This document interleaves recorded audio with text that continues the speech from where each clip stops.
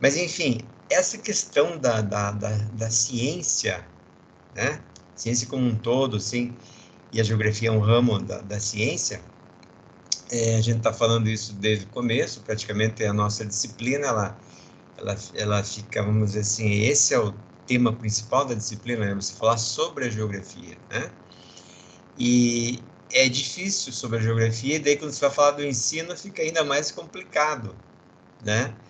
Mas é o que nós temos num curso de licenciatura, vocês estão estudando para ser professores, e não tem como a gente, esse assunto, vocês vão falar disso aí na graduação, que estamos falando, vocês vão falar isso talvez numa pós-graduação, uma pós-graduação, ela tem especialização, mestrado, doutorado, esse que é a pós, né? Depois tem até outros cursos ali, livre docência, tem pós-doutorado, mas a base mesmo é especialização, mestrado e doutorado. Então, todas elas vão abordar essa questão que a gente chama de epistemologia da geografia. Episteme quer dizer conhecimento, né? Então, lógico, que é praticamente uma filosofia da geografia, uma reflexão da geografia. E ainda, que é algo difícil, bem difícil, ainda se joga para o ensino, fica ainda mais complicado. Então, realmente, a gente tem que, vamos dizer assim, quanto mais elementos tivermos, fica melhor. Bom, então ainda hoje a gente vai continuar mais um pouquinho. Eu fiz alguns recortes, né? Então, aqui a gente falou da geografia, enquanto objeto de estudo, né? Que estuda a superfície terrestre. Aqui eu dei aqui é só o resumo, até cortei um pedacinho ainda. O resumo do resumo, aqui só está a sinopse, vamos dizer assim, da tese, né? E ela já vem ali com a questão da doutrinação, já estou dizendo que a nossa ciência, ela é mais uma doutrinação, eu estou falando e assumo, né? Como foi comentado, apresentei isso para uma banca, professores, tal, de geografia, doutores, pós-doutores, para que eles apreciassem. E, logicamente, eles viram lá na tese, foi aprovada, né? Então, com todas as ressalvas aí, questionamentos aí e tal, mas enfim. Doutrinação, a influência do pensamento gramsciano na geografia crítica escolar brasileira, né? Então, é o seguinte, até mais ou menos os anos de 70, 75, por aí, tinha um pensamento marxista no conhecimento, na ciência brasileira, não só na geografia, e principalmente na questão também da pedagogia, né? Uma pedagogia assim, que estava... existia um domínio assim, desse pensamento marxista, mas mais um pensamento assim, de uma outra visão, assim, vamos dizer assim. Eles criticavam muito a questão, por exemplo, diretamente, assim, por exemplo, eles falavam assim em a escola, o exército, né, vamos dizer assim, a igreja, entre outras coisas, eram formas de domínio assim de uma elite, vamos dizer assim. Esse era o pensamento. Quem falava isso é um autor marxista chamado Althusser. E esse pensamento era predominante no Brasil até os anos 70, 76, por aí, no sentido pedagógico e, logicamente, até no sentido científico, né? A gente está falando mais da pedagogia aqui, então, mais no sentido pedagógico. Ele falava assim, o Althusser dizia que existem mecanismos de controle. Então, quais são os mecanismos de controle? O exército, a polícia, a igreja, a escola, né? Ele colocava tudo como mecanismos. Só que isso era uma coisa muito assim, direta, uma crítica bem contundente, né, contra o sistema.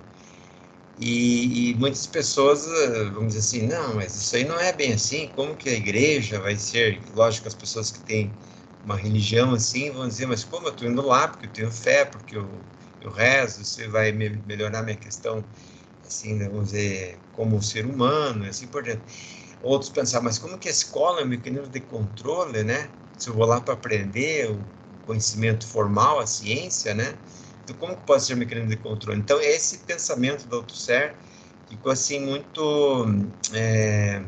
ficou muito contundente e a maioria da sociedade como nós temos uma sociedade que mais tradicional no Brasil, ela é mais assim, é uma sociedade que tem aquele pensamento assim, por exemplo, ordem e progresso, né?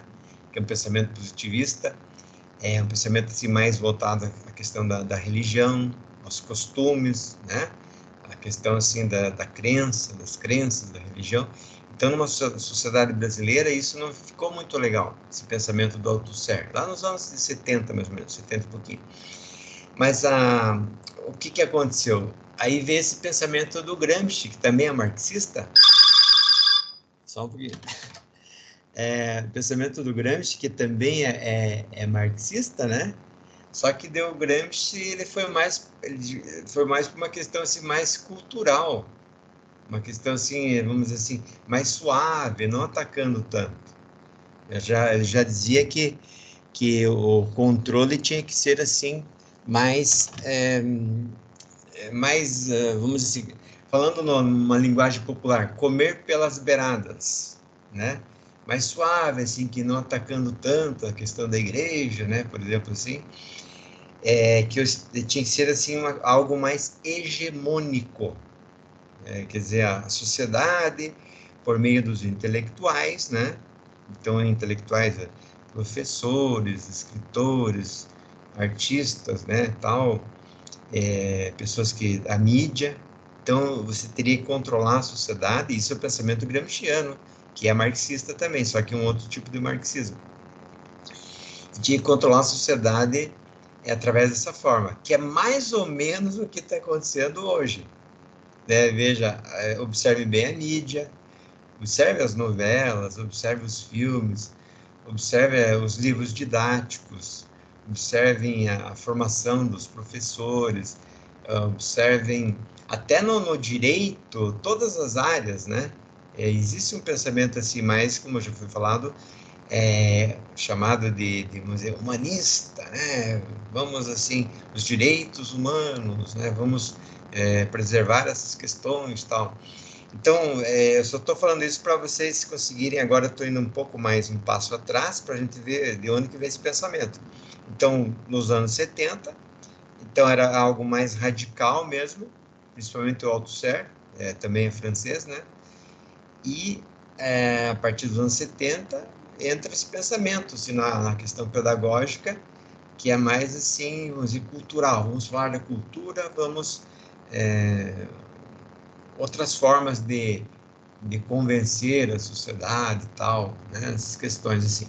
E a melhor forma é você entrar, uma das formas é você entrar pela escola, né? Então, por isso que a gente está falando assim, de uma doutrinação e da influência do pensamento gramsciano na geografia crítica escolar brasileira, né?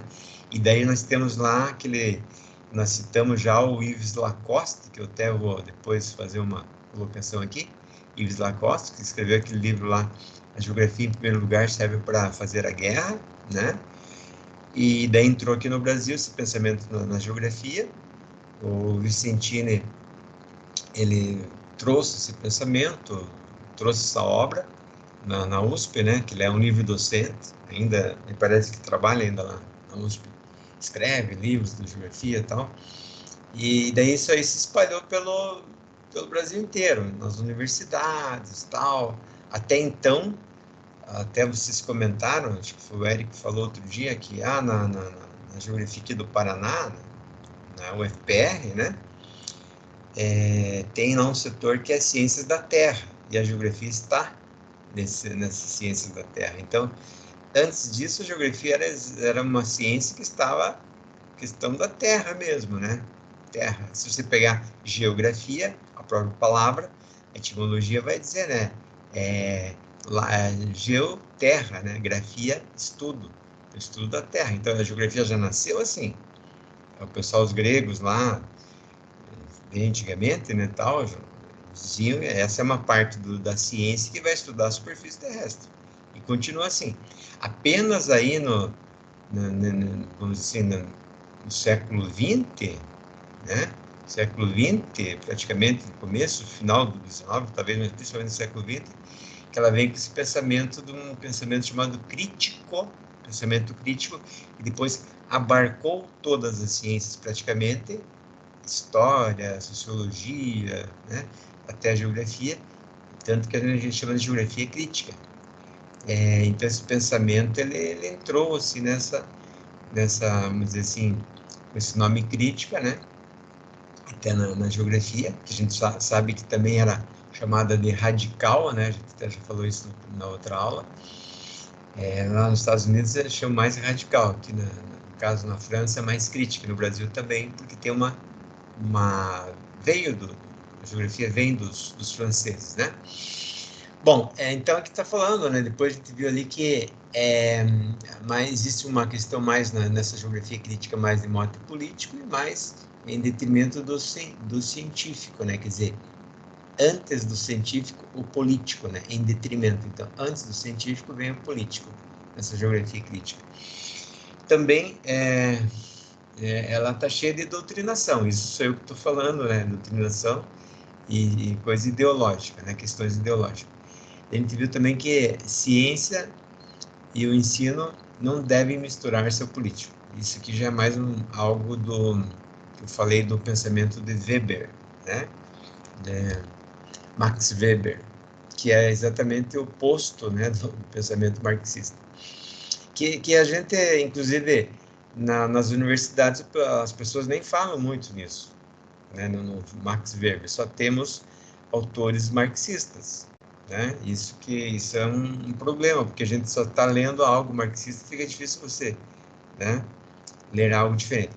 Então, eu anotei aqui, tirei da minha tese mesmo, tem lá, falando o Yves Lacoste, né, dizendo assim, que até 60, os marxistas não tinham preocupações geográficas, até 1960. Não tinham preocupações geográficas, principalmente de ordem natural, pois no pensamento marxista, motivava o social, a política, questões militares, econômicas e ideológicas. Isso é o Yves Lacoste dizendo. Aí eu tirei um pedacinho ali, mais ou menos, lógico, tem outros textos ali, mas de um livro que vai falar nessa questão, né? Então, não é mais a questão da natureza ali, da terra mesmo em si, é mais questões da ordem social e política. Hoje em dia, no Brasil, principalmente social e política. E talvez, lógico, econômico e ideológico, né? Bom,